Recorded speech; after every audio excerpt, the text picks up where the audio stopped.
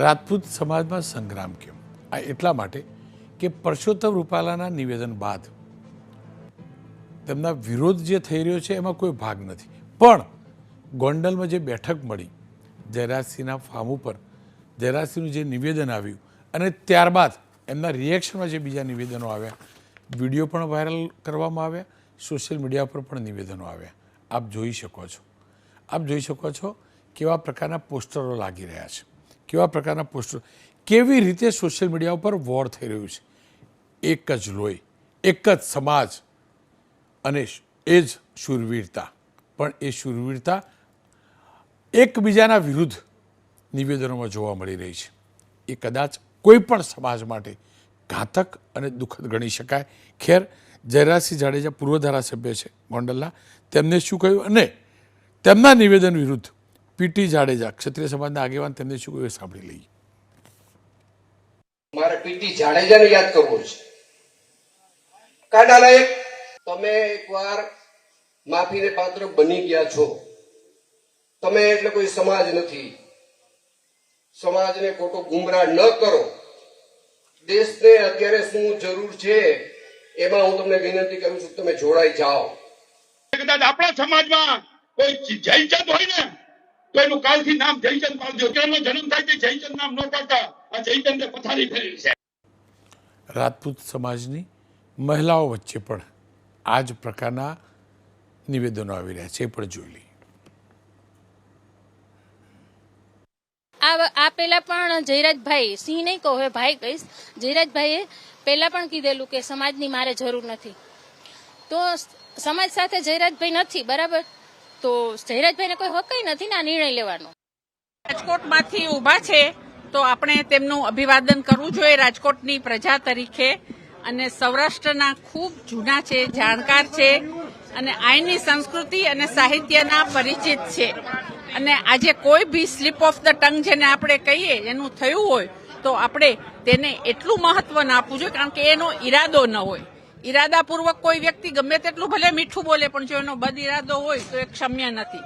પરંતુ કોઈ વ્યક્તિ જો ભૂલથી કઈ સ્લીપ ઓફ ધ ટંગ થઈ જાય અને જો એ પાછા એના માટે ક્ષમા યાચના કરે તો એને એટલું બધું મહત્વ ના આપવું જોઈએ, એ ભૂલી જવું જોઈએ. આ એવા લેવલ પર આવી ગયું છે કે કદાચ હવે જે રીતના રૂપાલા સાહેબના પણ જે સ્ટેટમેન્ટ છે એમાં એવું લાગી રહ્યું છે કે હવે બીજેપી એટલે રૂપાલા સાહેબ છે, બીજું મોવડી મંડળ નથી. કારણ કે એમનામાં એટલો વિશ્વાસ છે કે કંઈ પણ થશે તો એમની ટિકિટ રદ નહીં આવવામાં. આવો એક મત કદાચ આવી ગયો છે. અમારી પાસે અત્યારે 100 બહેનોની અમે યાદી ઓલરેડી તૈયાર કરેલી છે અને મિનિમમ આપણે ગમે કે 10 જે ટેકેદારો હોય એ પણ બધી અમારી તૈયારી છે. જે કોઈ ડિપોઝિટ હોય એ પણ સમાજની બહુ તૈયારી છે. એક ટેકનિકલ અમે ચાલી રહ્યા છીએ અને વિશેષાની માટે હવે 2-3 દિવસ અમારી જે કઈ રણનીતિ બને એની માટે આપણે વાત કરીશ. પણ 3 દિવસનો અલ્ટિમેટ છે અને હું ફરીથી કહું છું કે હું એવું માનું છું કે બીજેપી બહુ સંવેદનશીલ પાર્ટી છે અને અમને એની સાથે વિશ્વાસ છે. એટલે આની પર કદાચ અમારે આગળ ન વધવું પડે એવું પણ હોય, પણ જો વધવું પડે તો અમે તૈયાર છીએ. અને 3-4 દિવસ પછી એક મહિલાઓનું મહાસંમેલન એક મોટું ઊભું થશે, એવું બી અમારી એક રજૂઆત. રાજનીતિ એક તરફ અને સમાજની નીતિ બીજી તરફ. હરમેશ સમાજની નીતિ જ રાષ્ટ્રનીતિ તરફ દોરી જાય છે, પરંતુ અહીંયા દર્દની વાત એ છે કે સમાજના જે લોકો એકબીજાને ચેલેન્જ આપી રહ્યા છે, એ પણ જોઈ લે. એટલે આ મિત્રોને મારી ચેલેન્જ છે કે તમે મારી મીડિયાનો યુઝ છોડી દો. જયરાજસિંહ રાજીનામું આપી દો, તમે ભાજપ છોડી દો, આ બધું રહેવા દો. તમે કોઈ પણ આ ફંક્શન જેને સારું નથી લાગ્યું તે તમે કોઈ પણ એક જગ્યાએ ભેગા થાવ, તમારો કોઈ પણ એક જવાબદાર માણસ મને મળે, મને આમંત્રણ આપે, સમય તમારો, સ્થળ તમારું, તારીખ તમારી, ગાડી મારી, તમે કયો ને હું આવીશ. તમારી રૂબરૂમાં હું ચર્ચા કરીશ, મારા સ્વભાવથી કરીશ. અને તમે જો મદદ નથી કરો તો મને આમંત્રણ આપો, નહીં હું તમને આપું છું. હું તમને આમંત્રણ આપું છું, પણ તમે મને બોલાવો તો મને મજા આવશે. વહેલી તકે તમે મને બોલાવો. કોઈ મિત્રનું નામ નથી કરતું, જેને આવી ચટપટી હોય તે. તમે જે કાલે જે ઉચ્ચારણ કર્યું કે ભાઈ સ્થળ તમારું, તારીખ તમારી, તો મને આ ઉપરથી એવું લાગ્યું કે જયરાજસિંહભાઈ તમને મસલ પાવર, મની પાવર અને પોલિટિક પાવરનો ખૂબ અહમ લાગે તમને. આ અહમ રાવણનો પણ નહોતો રહ્યો, તમારો ક્યાંથી રહેવાનો છે? અને જો તમને આટલો બધો અહમ હોય તો અમને પણ પોતાને ગર્વ છે અમારા સમાજ ઉપર, અમને પણ અમારા સમાજ પર અહમ છે અમને. ભાઈ જયરાજસિંહભાઈ, હું ઋતુરાજસિંહ ચુડાસમા, ગામ જિંજર, તાલુકો ધંધુકા, જિલ્લો અમદાવાદ. તમે કહેશો એ સ્થળે આવશું, તમે કહેશો અહીંયા આવશું, તમે જો ટાઈમ ના હોય તો અમે અહીંયા આવશું, તમારે જો ટાઈમ હોય તમે અહીંયા આવી જાઓ. જયરાજસિંહ એક દરબાર નથી, ઈ અમે બધા પણ છીએ. ગુજરાતમાં ઘણા એવા છે દરબારો, આખું ગુજરાત દરબારોથી ભર્યું છે, બરોબર? તો ઈ કોઈ નથી નિર્ણય લેવા વાળા આગેવાન કે જયરાજસિંહ ખુદ બોલ્યા છે કે મારે સમાજની જરૂર નથી. તો સમાજને પણ 17 વાર નહીં 110 વાર તમારી જરૂર નથી. અમારે જરૂર તમામને એકબીજાની છે, અને એટલે છે કે બધા એકબીજાના છે, એક સાથે છે, એક સમાજના છે, એક પ્રદેશના છે, એક દેશના છે. એટલે જ હું પ્રયાસ કરીશ કે એકના બે ભાગ ક્યારે ન પડે, ક્યારે ન પડે. પ્રિતપાલસિંહ જાડેજા મારી સાથે જોડાયા છે, ઉપપ્રમુખ છે રાજકોટ જિલ્લા યુવા રાજપૂત સમાજના, જયરાજસિંહના સમર્થનમાં હંમેશ હોય છે. કરણસિંહ ચાવડા પ્રમુખ છે ગુજરાત ક્ષત્રિય સભાના. કરણસિંહજી, તમારાથી શરૂઆત કરું. શું કારણ એકબીજાને ચેલેન્જ આપવી, એકબીજાને આ પ્રકારે જવાબ આપવા, પોતાના જ વ્યક્તિને સોશિયલ મીડિયાના ઉપયોગથી ચેલેન્જ આપવી, પોતાના જ વ્યક્તિને આવી રીતે પડકારવા, કેમ આ સ્થિતિ? જો રોનકભાઈ, સમાજમાં આવું બને એટલે દરેક વ્યક્તિને દુઃખ થાય. પણ આપ જાણો છો કે પુરુષોત્તમભાઈએ જે નિવેદન કર્યું એ પછી ક્ષત્રિય રાજપૂત સમાજની સમગ્ર ગુજરાતની 90 સંસ્થાઓની સંકલન સમિતિ મળી. હું એ સંકલન સમિતિનો સભ્ય પણ છું, કોર કમિટીનો પણ સભ્ય છું. ગઈકાલે સુરેન્દ્રનગર 10,000 ઉપરાંત ક્ષત્રિયો એકત્રિત થયા હતા, ત્યાં પણ હું હતો. આપને જાણ સારું કહું કે આજે 20 તાલુકાની અંદર આવેદનપત્રો અપાયા છે અને 11 જગ્યાએ પુરુષોત્તમભાઈ રૂપાલાના પુતળાનું દહન પણ કરવામાં આવ્યું છે.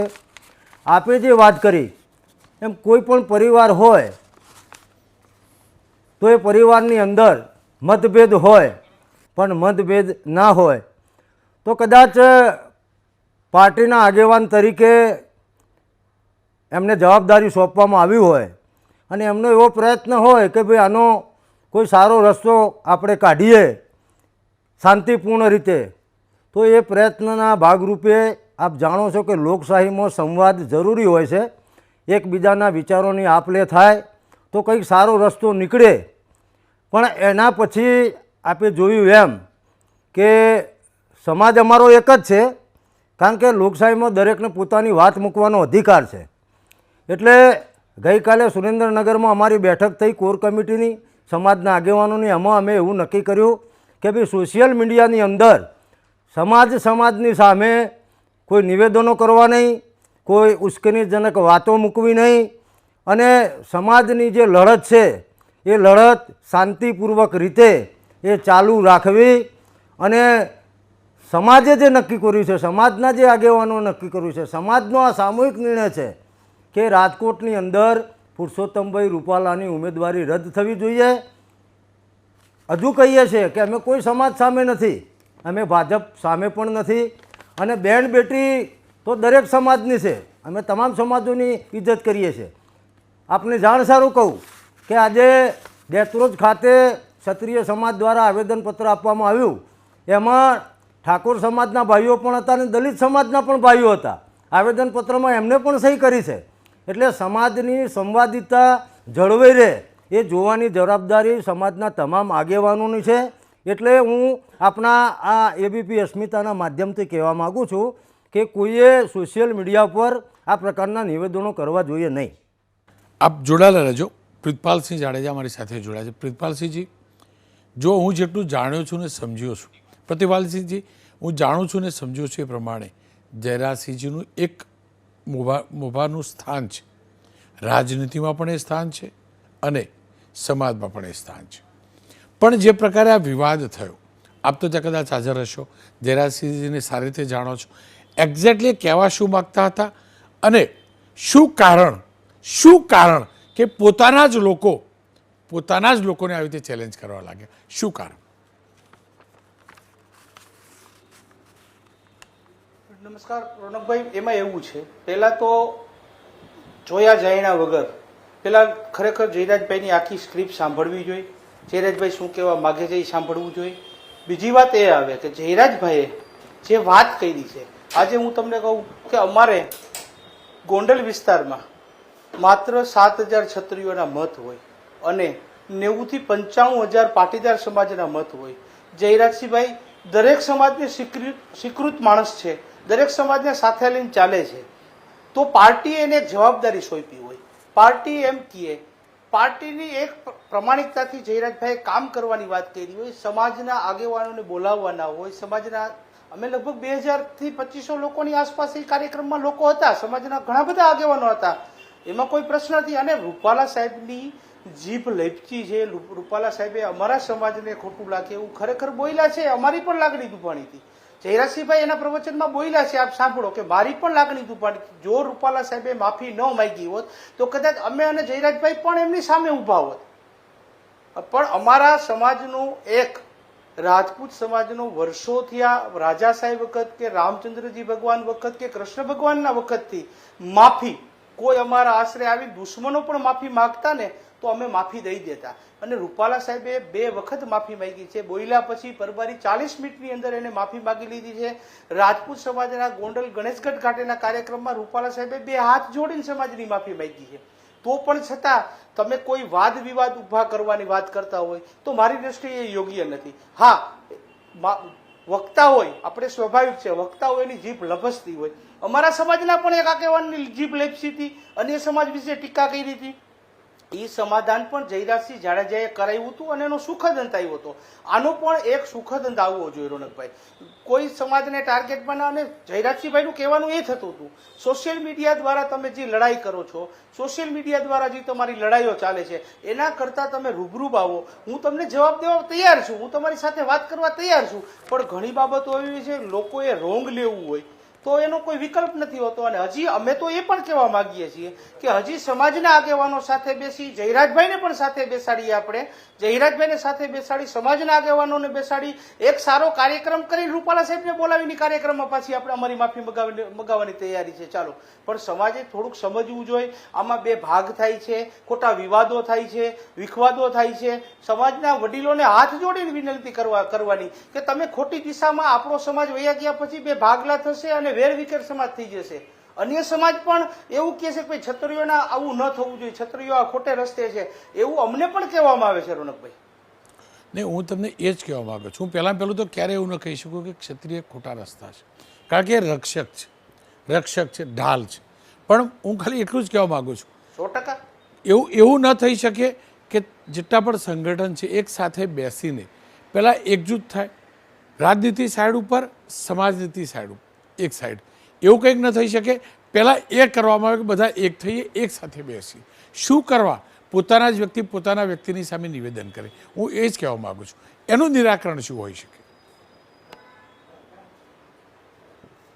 વાત સાચી છે તમારી રોનકભાઈ, તમારી વાત સહમત છું. અમારી સંપૂર્ણપણે તમારી ચેનલના માધ્યમથી હું એમ કહું છું કે અમારી સંપૂર્ણ તરીકે અમારા સમાજની સાથે ચાલવાની તૈયારી છે. અમે જરાય નાનપ નહીં અનુભવીએ, બિલકુલ નાનપ નહીં અનુભવીએ. અમારો સમાજ છે, અમે એમના છે, એ અમારા છે. ક્યાંય ડાંગ મારે પાણી જુદા પડવાના નથી કોઈ કારણોથી. પણ એક પોઝિટિવિટી આ સમાજની રહી છે, વર્ષો ત્યાં રહી છે, રાજાશાહીમાં રહી છે, કૃષ્ણ ભગવાનના વખતમાં રહી છે, રામચંદ્રજી ભગવાનના વખતમાં એક પોઝિટિવિટી આ સમાજની રહી છે. તો એ પોઝિટિવિટીને સાથે રાખીને ચાલવું જોઈએ. જે પણ હું સ્વીકારું છું કે રૂપાલા સાહેબે આ નિવેદન ખરેખર ખોટું કર્યું છે, એવું ન જ થવું જોઈએ, કોઈ પણ સમાજ વિશે ન થવું જોઈએ, અમારાથી પણ ન થવું જોઈએ. પણ હવે એક વસ્તુ પકડી અને જીદ કરવી, જીદ કર્યા પછી રૂપાલા સાહેબ હજી પણ માફી માંગવા તૈયાર છે. લ્યો જયરાજભાઈ, તમે સમાજ નક્કી કરે, સમાજના આગેવાનો નક્કી કરે, સમાજની તમામ સંસ્થાઓ નક્કી કરે તો અમારી આવવાની સંપૂર્ણપણે તૈયારી છે. સમાજ નક્કી કરે, રૂપાલા સાહેબને લઈને આવવાની જવાબદારી જયરાજભાઈ લેશે, અમે લેશું. અને કોઈ પણ વસ્તુની વિવાદનો અંત આવવું જોઈએ. એક ધારું તમે આ ખરાબ, આ ખરાબ, આ ખરાબ, આ વાત વ્યાજબી ન કહેવાય ને. ખાસ કરીને ક્ષત્રિય સમાજને તો માફી, કોઈ પગે પડી જાય, કોઈ માફી માંગી લઈએ, મારી ભૂલ થઈ ગઈ એવું કહી દઈએ, પછી તો અમારા સમાજે જીદ કરવાની વાત જ નથી આવતી. હા, એને બાયું ચડાવી હોય તો અમે કહીએ છીએ. હું ને જયરાજભાઈ પણ એમની સાથે રહી. હાલો સમાજની સાથેથી બાયું ચડાવવાની વાત નથી અને માફી માગી લીધી છે. જી. અને રહી વાત જયરાજભાઈના બોલવાની, સમાજને ખોટું લાગ્યું હોય તો ખરેખર જયરાજભાઈનો કહેવાનો અર્થ માત્ર એટલો જ હતો કે ભાઈ કોઈ તમે કોઈ પણ તમે આ રીતે એની વાત છે સોશિયલ મીડિયામાં ન કરો. જયરાજભાઈ એવું પણ બોલ્યા છે, હું મારું સારું લખે એનું પણ નથી વાંચતો, મારું ખરાબ લખે એ પણ હું સોશિયલ મીડિયામાં નથી. અમુક કોંગ્રેસના લોકો આ આંદોલનને ચગાવવું, આ સમાજમાં ભાગ કરવા, આવા વિવાદ કરવા, આવી વસ્તુ કરવા માંગતા હોય તો અન્ય સમાજના કોંગ્રેસી લોકો હોય કે અમારા સમાજના કોંગ્રેસી લોકો હોય એને અમે હાથ જોડીને વિનંતી કરીએ છીએ કે આમાં અમને નુકસાન જાય એવી પરિસ્થિતિ પેદા થઈ છે, કારણ કે અમારા સમાજમાં આ ભાગલા થાય, અમારા સમાજને બહુ મોટી નુકસાની થાય એવી પરિસ્થિતિ. કરણસિંહજી, વિવાદ રાજનીતિ વાળો તો છે એ ભૂલી જઈએ આપણે. તો આજે બીજો વિવાદ ન ઊભો થવો જોઈએ જે થવા લાગ્યો છે, એનો અંત શું હોઈ શકે? શું એવું તો થઈ શકે કે તમામ સમાજના હિતમાં સમાજના લોકો સમાજ સાથે રહે, એકબીજા સાથે ન ઝઘડે? રોનકભાઈ, મેં આપને આગળ પણ વાત કરી કે છેલ્લા 7 દિવસથી એમના રૂપાલાભાઈના નિવેદન આવ્યા પછી સમાજમાં જે આક્રોશ હતો એ દિવસે દિવસે વધતો જાય છે. આજે આપના માધ્યમથી પણ જાણવા મળ્યું મને કે ભાવનગરના યુવરાજ જયવીરસિંહજી, વઢવાણ સ્ટેટ ઠાકોર સાહેબ બાપા, સિદ્ધરાજસિંહજી ઝાલા અને અન્ય પણ આજે મારે રિધિરાજસિંહજી આપ દાતાની સાથે પણ આપના ડિબેટમાં આવતા પહેલાં વાત થઈ અને એમને કહ્યું કે ભાઈ શાંતિપૂર્વક આનો રસ્તો કાઢો અને અમે સમાજની સાથે છીએ.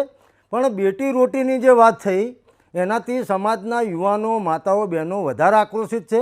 વાત રહી પ્રક્રિયાની, તો જે 90 સંસ્થાઓ અને સંકલન સમિતિએ ભેગા થઈને આ નિર્ણય લીધો હતો, તો મિટિંગનું આયોજન કરતાં પહેલાં 90 સંસ્થાઓ, સંકલન સમિતિ, સમાજના આગેવાનો એ પહેલાં બેસવાનું હતું, નક્કી કરવાનું હતું અને પછી રૂપાલાભાઈને બોલાવવાના હતા.